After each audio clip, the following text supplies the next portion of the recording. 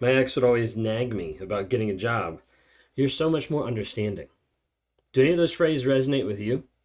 Do any of those phrases kind of trigger anything inside of you that you're like, wait a second, like this is actually something that I experienced in my relationship? Because if you've been with a toxic person or a narcissistic personality, a lot of times what you'll have is this idea of having indirect persuasion, being able to change your thoughts, your emotions, your feelings, your perception of the situation without you even realizing.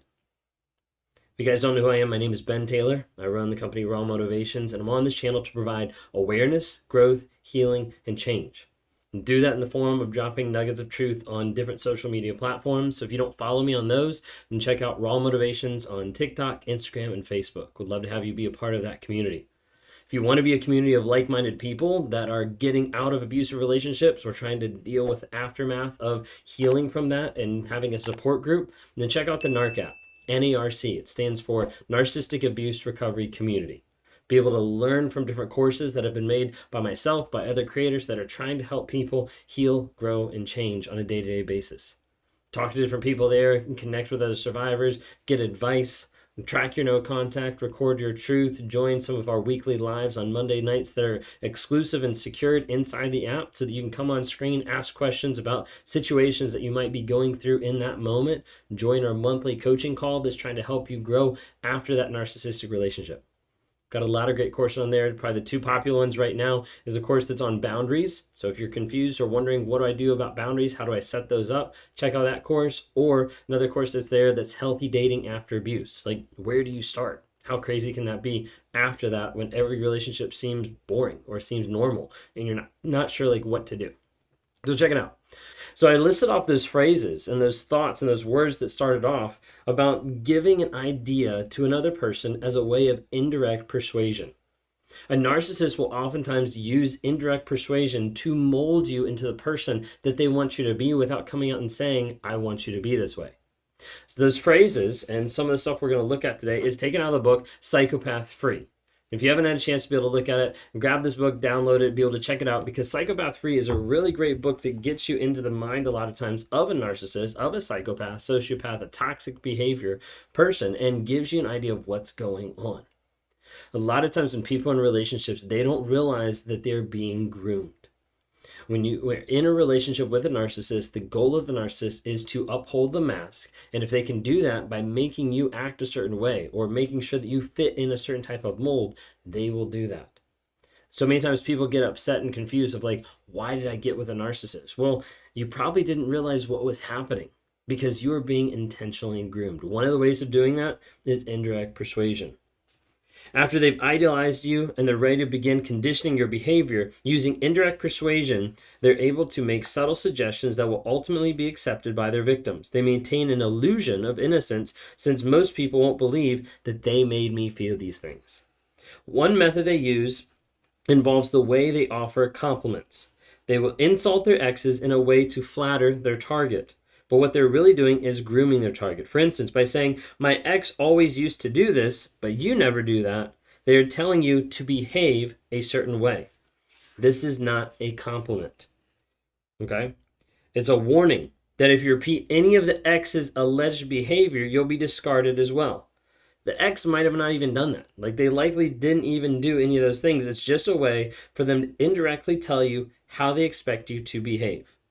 And so I gave some of those examples at the beginning. My ex and I always fought. We never fight. My ex needed to talk on the phone. You're not needy or demanding. My ex would always nag me about getting a job. You're so much more understanding. It sets the stage so that you know what matters and what doesn't matter. This is okay for me to do. This is compliance of what they need me to do. This is not. It's not a compliment when they're bashing an ex and trying to say something that you don't do. You don't act this way. Like, it's great. It's so amazing that you're not needy. It's so amazing that, like, you don't call me 24/7. Like, I really appreciate, like, how you trust me. My other ex, like, they didn't trust me. Like, they're going to say different things that set the stage so that you slowly start to figure out, this is not acceptable behavior if I do this. So I want to reiterate, these are not compliments. They're phrased, they're given, they're shown in a way that seem like compliments. They are not compliments. Their expectations. They've come with a checklist of human traits and emotions that bother them, and now they're planting the ideas in your mind. Don't express these things or else. Now, when you fight, you'll try to end it quickly, pleasantly as possible, so that you're not like their ex. When you haven't heard from them in 3 days, you won't call because you don't want to be like their ex. And when you're sitting on the rear end unemployed for 6 months, you won't say anything because you don't want to be like their ex. It's all a grooming mechanism. So for me, getting into relationships with new supplies and the affairs that I was a part of, one of the aspects there was like telling my story of I'm a victim, being very like vulnerable in the past, so like fake vulnerability, vulnerable about the past, and being able to say like everybody leaves me. And starts off this idea so everybody knows you better not walk out of my life because that hurts me, because I'm the victim. Now, I'd never tell everybody else because I didn't even want to realize or acknowledge it that the reason why they walked out of my life was because of me.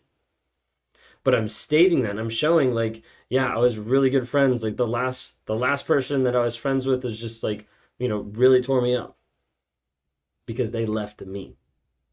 And it was subconsciously start to tell everybody that, hey, like loyalty and you being addicted to me is what's most important. And if you violate that, then that's going to violate like our trust. And that's not going to be good.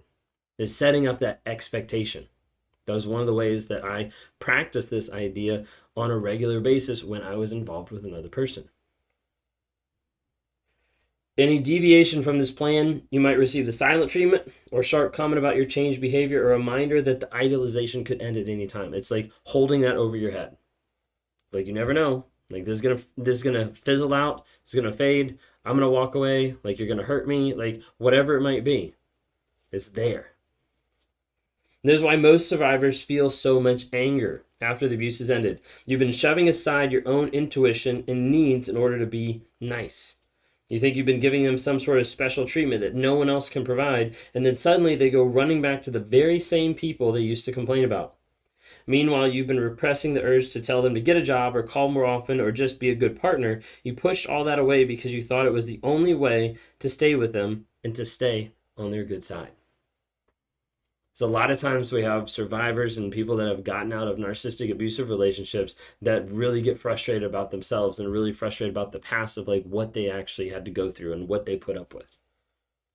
And it's hard because in those moments you have to be able to kind of pause and say, hey, you didn't understand what all was happening. You didn't understand what was transpiring in the relationship because you didn't think someone was going to be that malicious and come out and actually manufacture these emotions, manufacture what's actually going on with this persuasion.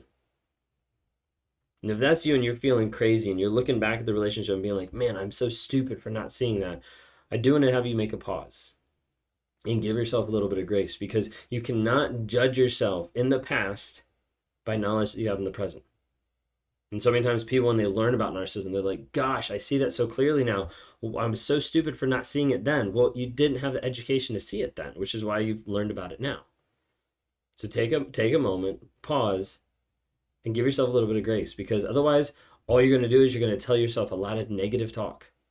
And that negative talk is going to go over and over and over, and it's going to beat you down even more. You're going to start doing the narcissist job for them by beating yourself down by that negative talk, that negative mindset. So stop. Give yourself some grace, okay? And let's work on your healing, growth, and change. Just remember that normal, empathetic people do not make such comparisons about the people they love, and certainly don't keep a tally for everyone involved to see publicly. When you're truly in love, you don't need to convince yourself and others that this experience is better than all your past experiences. Often what you see with the production when they go to the new supply. Likewise, if you're falling out of love, you don't need to convince yourself and others that this experience is worse than all of your past experiences. But a lot of times you'll see that narcissists do this because it's a strategically ambiguous way to influence your behavior. Did you see this? Did you, like, as I'm talking about this, like, leave in the comments of like, hey, I actually resonate with that because they told me this is what happened. They told me this is what's going on. Video we're going to drop like later this afternoon is going to talk about like the crazy exes. Like all my exes are crazy and like dive into that a little bit because a lot of times it follows the same type of pattern of devaluing another person in order to either triangulate to be able to get more supply from you or in order to tell you, hey, this is how you need to comply in this situation. Give you guys an idea, I talk with people every day on one-on-ones, help to break them free of the trauma bond, get away from that addictive ruminating phase, and then work on their boundaries moving forward in life with good, healthy triggers that have them happy, healthy, and whole as they continue moving forward.